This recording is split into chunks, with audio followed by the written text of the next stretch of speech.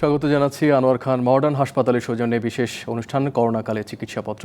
পুরো অনুষ্ঠানে আপনাদের সাথে আছি আমি বিপ্লব রায়হান। আমাদের সাথে আছেন Asania mission cancer and general হাসপাতালের ব্যবস্থাপনা পরিচালক অধ্যাপক ডক্টর কামরুজ্জামান চৌধুরী।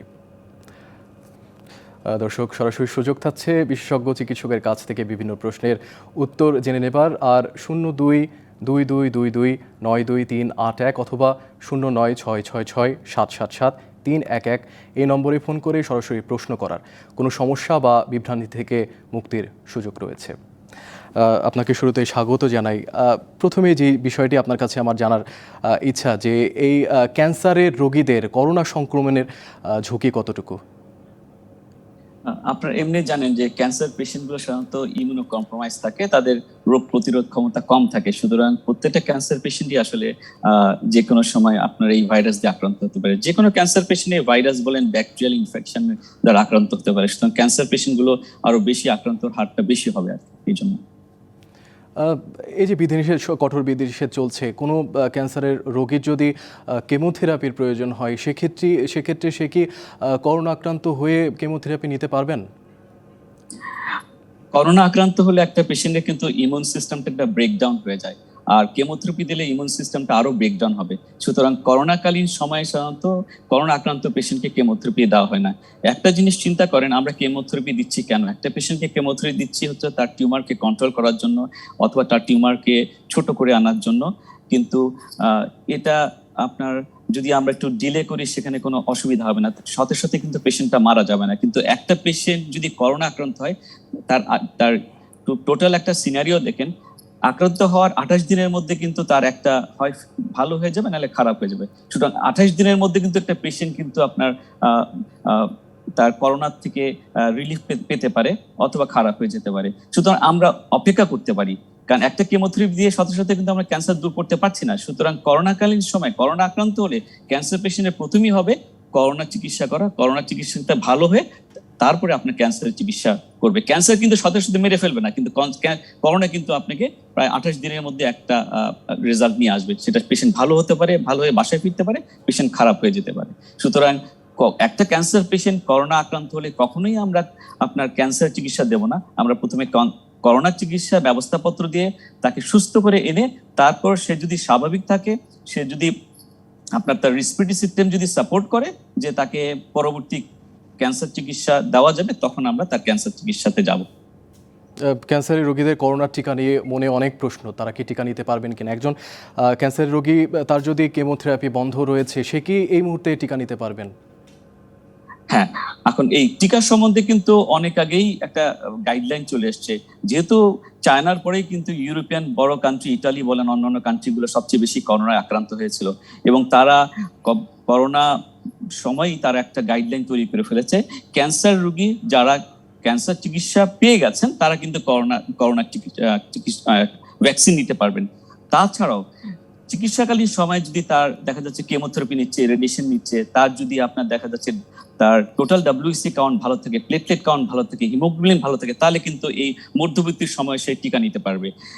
এবং একমাত্র বোন ম্যারো ট্রান্সপ্ল্যান্ট হয়েছে 3 মাসের মধ্যে, এরা ছাড়া আর সবাই কিন্তু করোনার টিকা নিতে পারবেন।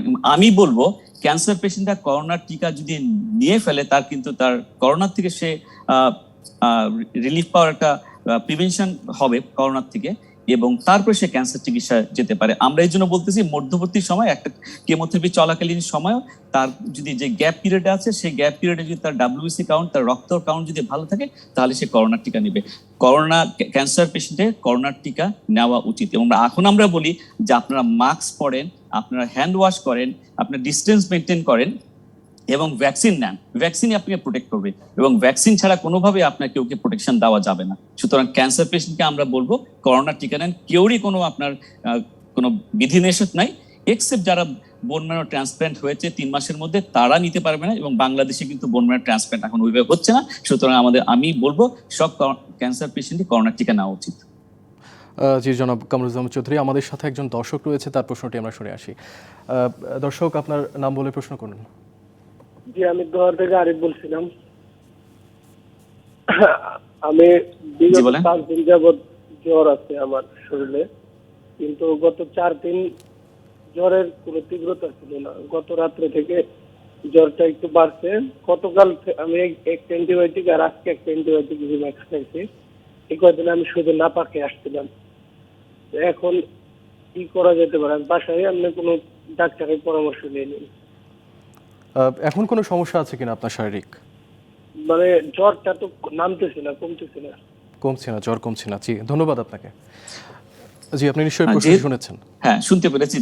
যেহেতু উনি 3-4 দিন ধরে ওনার জ্বর আছে এবং জ্বরটা নামছে না, উনি প্যারাসিটামল খাচ্ছে, ওনার ফার্স্ট কাজ হবে একটা চিকিৎসকের পরামর্শ নেওয়া। এবং আমি মনে করি যে এই করোনাকালীন সময় আরটিপিসিআর করা, কোভিড টেস্ট করা। কারণ আমরা দেখতে পাচ্ছি যে ম্যাক্সিমাম আমাদের ঢাকা শহরের ম্যাক্সিমাম লোকই যার সিমটম ছাড়াই করোনা পজিটিভ হচ্ছে, এবং যার জ্বর আছে আমি মনে করি একটা সিমটম হলো জ্বর, তার একজন চিকিৎসকের পরামর্শ নেওয়া উচিত এবং তার আরটিপিসিআর বা কোভিড টেস্ট করে নেওয়া উচিত।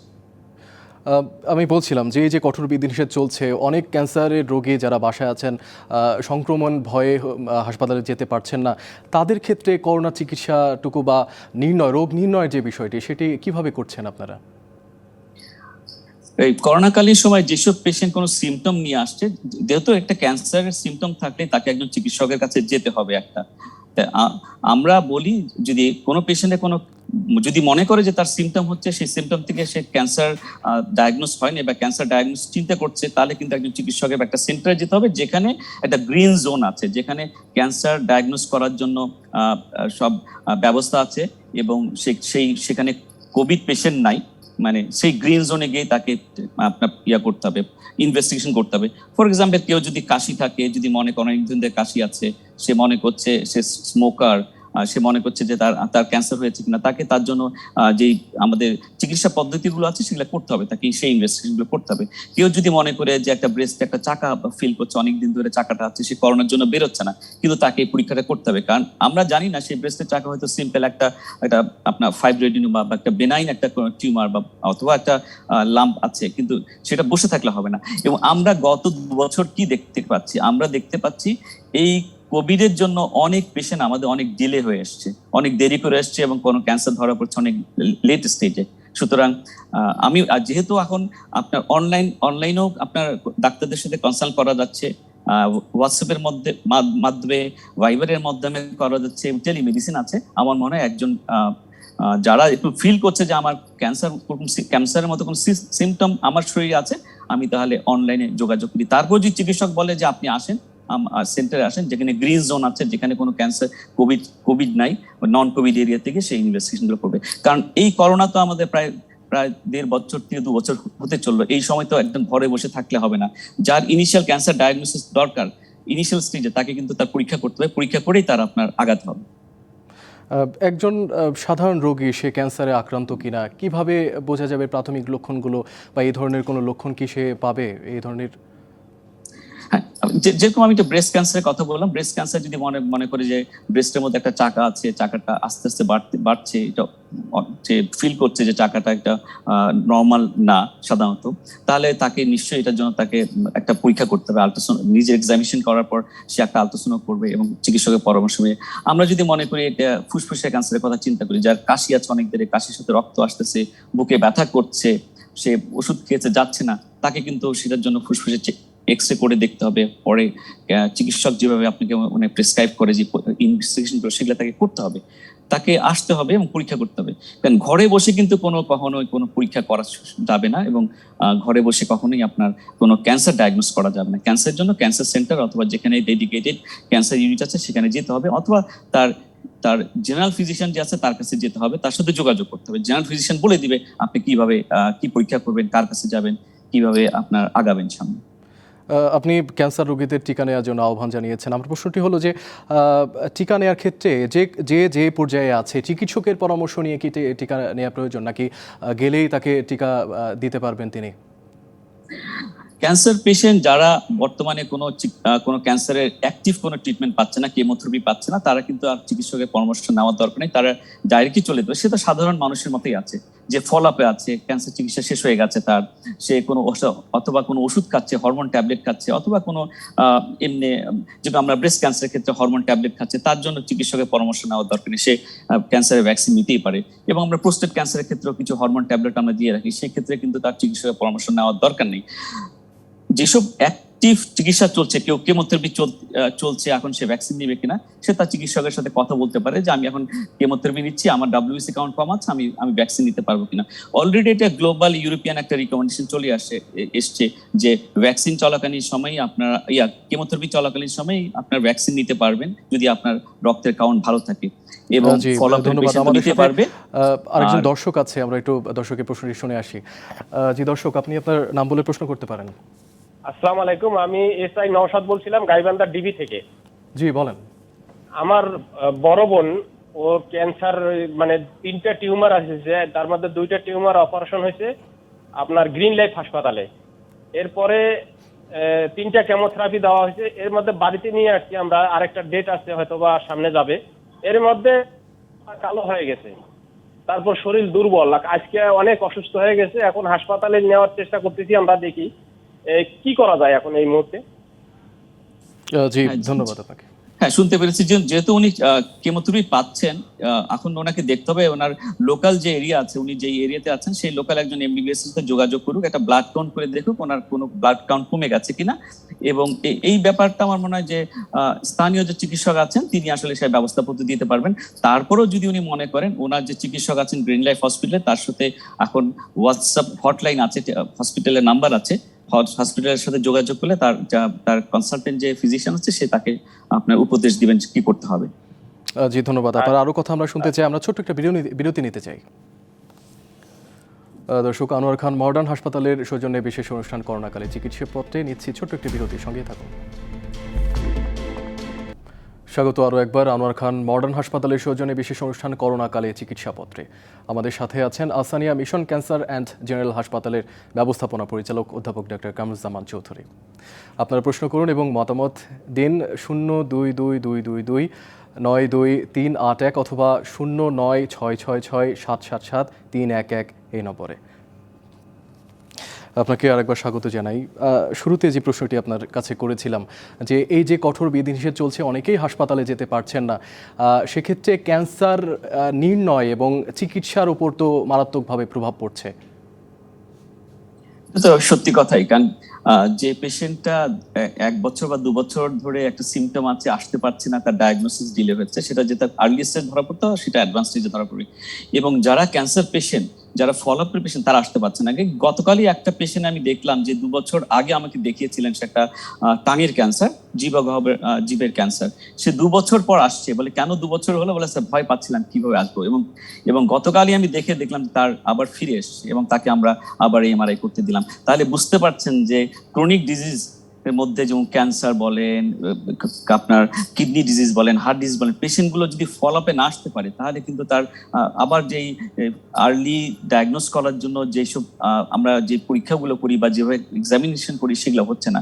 এবং এটা তো সত্যি কথা, বাস্তব যে এই কয়েকদিনে, এই দেড় বছরে করোনার জন্য অনেক পেশেন্টই আমাদের ফলো আপ করতে আসতে পারেনি, এবং যখন আসছে তার কিছু অংশ কিন্তু খুব অ্যাডভান্স স্টেজে নিয়ে আসছে, যেটা আমরা বলবো যে পেশেন্ট এর মধ্যে ডিলে হওয়াতে যে রোগ বেড়ে গেছে, আসলে চিকিৎসা নিতে পারেনি। এটা সেক্ষেত্রে তাদের জন্য আপনার পরামর্শ কি? আসলে আমরা পরামর্শ দেব যে ক্যান্সার পেশেন্টগুলো যেগুলো রিমোটলি ভিজিট করা সম্ভব, যেটা খুব slow growing tumour, breast cancer বলেন, যারা হরমোন পাচ্ছে তারা কিন্তু আপনার ডিলে করে ভিজিট করতে পারে আমাদের কাছে অনলাইন প্রেসক্রিপশন নিতে পারে, অনলাইন অ্যাডভাইস নিতে পারে।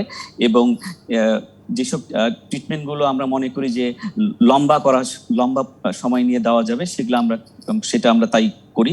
রেডিয়েশনের ক্ষেত্রে যদি বলি, আমরা রেডিয়েশন আমরা দেরি করে দিতে পারি, আমরা আর ডেফার করে দেবে কিছু কিছু ক্ষেত্রে আমরা রেডিয়েশন মানে একটু ডিলে করে দিতে পারি। আর কিছু কিছু ক্ষেত্রে আমরা যদি রেডিয়েশন ট্রিটমেন্ট লাগে শর্ট করে দিতে পারি। ঠিক কেমোর ক্ষেত্রে যেটা আমার খুব আর্জেন্ট দরকার, যে পেশেন্টের কেমোথেরাপি, এক্সাম্পল একটা লিম্ফোমা কেস, আমাদের এই পেশেন্ট কিওর হয়ে যাবে কেমোথেরাপি দিয়ে, সেই পেশেন্টকে আমরা চিকিৎসা নিতে আসতেই বলবো তারা সেন্টারে। এবং যেগুলো দেখা যাচ্ছে খুব অ্যাডভান্স হয়ে গেছে, আমরা হয়তো টেলিফোনেই বা হোয়াটসঅ্যাপে বলেন অথবা যে কোনো আমরা একটা অনলাইন প্রেসক্রিপশনের মাধ্যমে বলে দিতে পারি, হ্যাঁ ওষুধ দিয়ে, ব্যথার ওষুধ দিয়ে রাখতে পারি, তাদের আমরা বলবো যে না আসার জন্য, বাসার থেকে হয়তো যোগাযোগ করে আপনার আসতে পারে।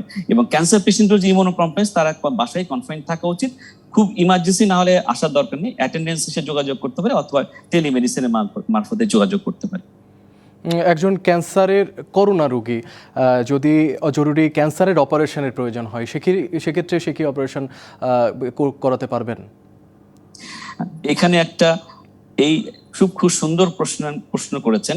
আমাদের কিন্তু করোনা ডেডিকেটেড কতটা হসপিটাল সরকার করেছে, সেখানে কিন্তু করোনা ডেডিকেটেড হসপিটাল যদি ওটি ডেডিকেটেড থাকে, করোনার সব ব্যবস্থা আছে, আর সেখানে অ্যানেস্থেটিস্ট বলেন, স্টাফ বলেন, সব কিন্তু ডেডিকেটেড ফর করোনা পেশেন্টের জন্য। সেখানে একটা ক্যান্সার পেশেন্টকে অপারেশন করতে পারেন যদি করোনা এফেক্টেড হয়। কিন্তু আমি মনে করি যে একটা পেশেন্ট যদি এখন করোনা আক্রান্ত হয়, খুব যদি অবস্ট্রাকশন না হয়, যেটা আপনি ইমিডিয়েটলি ক্লিয়ার করতে পারে, তাছাড়া কিন্তু তার ক্যান্সারের ইমিডিয়েট সার্জারি করার দরকার নেই।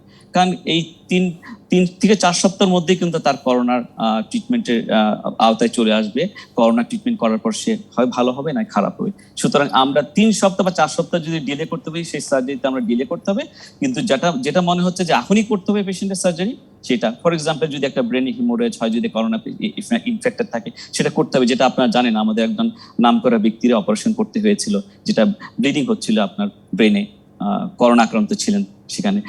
সেরকম ক্ষেত্রে ইমার্জেন্সি ডিসিশন নেবে, যেখানে করোনা ইন্টারনাল মেডিসিন স্পেশালিস্ট বা যারা করোনা চিকিৎসা করে এবং যিনি সার্জন যে করবেন, সে আসলে আপনার এই পরিস্থিতি করতে পারবেন কিনা এবং সেই ডেডিকেটেড সেট আপ আছে কিনা। সুতরাং এখন আমাদের চিন্তার বিষয় চলে এসছে, কিন্তু আমাদের করোনা ডেডিকেটেড হসপিটাল থাকতে হবে, যেখানে আমাদের সার্জারির সব ইকুইপমেন্টস এবং সার্জন এবং স্টাফ সবগুলো থাকতে হবে। এবং এটা কিন্তু একটা প্রাইভেট সেন্টার, আমি জানি বাংলা স্পেশাল হাসপাতাল চিন্তা করতেছে এখন করোনা ডেডিকেটেড একটা ইউনিট করার জন্য। ইমার্জেন্সি ওটি হবে, পুরো ফ্লোরটাই থাকবে আপনার যে করোনা ডেডিকেটেড পেশেন্টের জন্য সার্জারি ইউনিট থাকবে একটা। এবং আমার মনে হয় গভর্নমেন্টে আমাদের আছে কয়েকটা করোনা ডেডিকেটেড হাসপাতাল আছে, সেখানে নিশ্চয়ই ব্যবস্থা আছে।